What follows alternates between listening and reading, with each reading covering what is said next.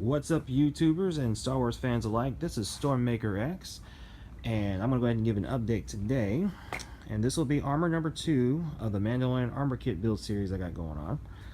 And as you can already see right here, these parts have already been primed and spray painted with that lovely little silver.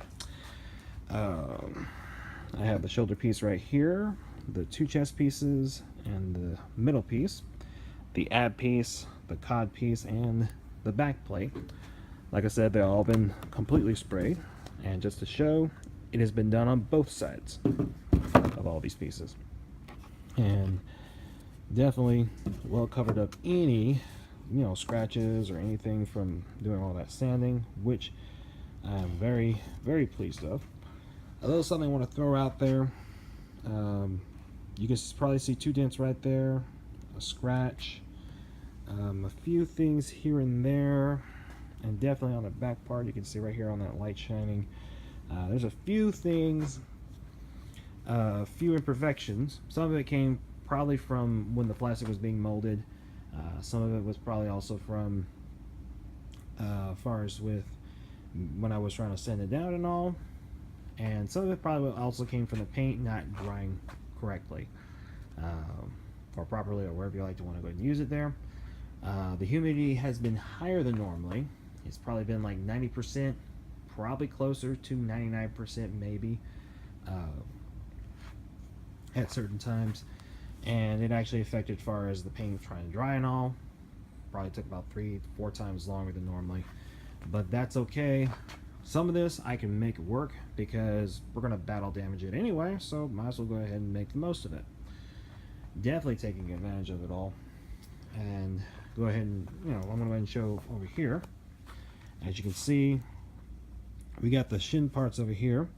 You can see, a little dent right there. That was from the plastic being molded, but that's fine. We're going to make it work. A little bit there, definitely some there. That came from the paint not drying correctly. I flipped it over, figuring it was already done, and started spraying on that side. And then, well, that happened. But that's okay. I'm going to correct it, or actually, like I said, put it to good use, because this is Mandalorian armor. If it doesn't get scratched up, that means it's never been in combat, so that's no fun. So yeah, we're gonna make that work. These are all the smaller pieces. You can already see these are the 2 boot pieces, the hand pieces, the shoulder pieces, and then right here is the knee parts. Now all these pieces have been coated, with 2 coats of that silver, and I've only done it on one side. I'm going to hit the other side later on, when I definitely double check to make sure that it's fully dry. But they'll be ready soon. Not really any imperfections or any scratches on it per se, but we'll probably do a little something to go ahead and give it that nice little battle damage look. So yeah. Now to the last part I'm going to go ahead and show. As I said earlier in another video, I was going to have to haul these out a little bit. These are the holster parts, just to remind everybody. And I used the Dremel tool to go ahead and haul it out. I tried the wire brush, and it didn't quite hold up very well. Matter of fact, it fell apart. So little note there, when doing this part, you may not want to use that, even though it looks like it would cut that up. I probably went up to 30,000 RPMs, and I just started sanding it down, starting from this point right here where my thumb is, and then working up to here, and then all the way down that way. You can probably also see right here, I'm going to have to fix that a little bit, use a little bit of Bondo,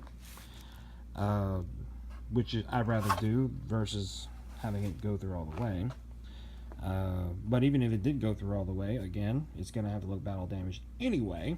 So I probably, there's probably so many ways to fix that and make it look like it's been hit with a blaster or something like that. So yeah. Anyway, one little note I'm going to go ahead and make real quick on these holster parts. If any of you have looked in the description and hit the link down below, if you had looked at the Mandalorian Arsenal homepage and clicked under store, you will actually see that he's got these already put together, as one piece with the thigh part, which I'm going to do later.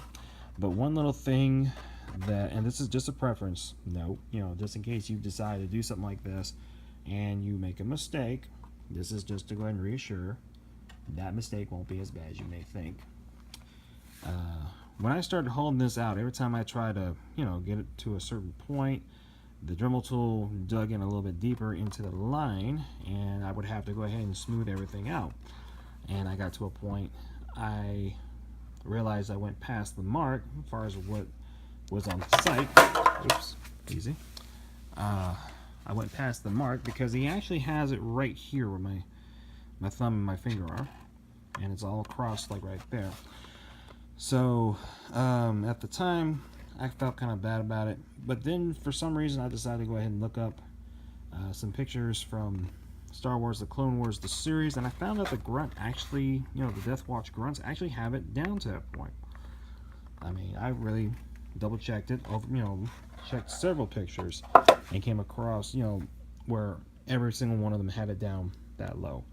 So just a little something to throw out there. The beauty about preference is, do it, you know, you have to do, not have to, but you know, you don't have to worry about going too far or too, you know, not far enough in that respect. You know, preference is pretty much as you expressing yourself. So yeah, just a little something I want to throw out there as a footnote. But anyway, I got a little bit more work to do. I have not trimmed the thigh parts yet. I'm going to soon enough, and when I do, I'll start trying to trim these a little bit right here. That way I get a little bit of a curve, and then I can go ahead and put those pieces together. I'm probably going to have to get some gun props to go ahead and, you know, stick in there. And of course, because it is all Death Watch, I will be trying to get myself a pair of Westar 35 pistols. So yes. Anyway, that's what I got. And I got a little bit more work to do as far as, oh yeah, one other thing. The gauntlet pieces, I've not done anything just yet. Possibility is I'm going to have to run a different video, you know, different part of the video series with that one, because of just how different it's going to be with the gauntlets and all, because I'm going to have to adjust everything and align it all right, because it, you know, with it being in 4 pieces. I'm also going to have to measure my arm versus, you know, the pieces itself, and then go from there. So yeah, I'm probably going to end up doing a different part of the video series with that one. So, but that's all I got with that one. If you like and definitely enjoyed this video, just go ahead and just click the like button if you would, and definitely leave a comment down below. I'll respond to it ASAP. If you also want to, you can also, you know, subscribe and everything. I'll go ahead and keep posting this video series and keep on, you know, throwing in new updates, especially as the armor gets closer to completion. And definitely, you know, that way everyone gets a chance to see what it looks like. So, but yeah, I hope you all enjoyed it, and you all have a good night.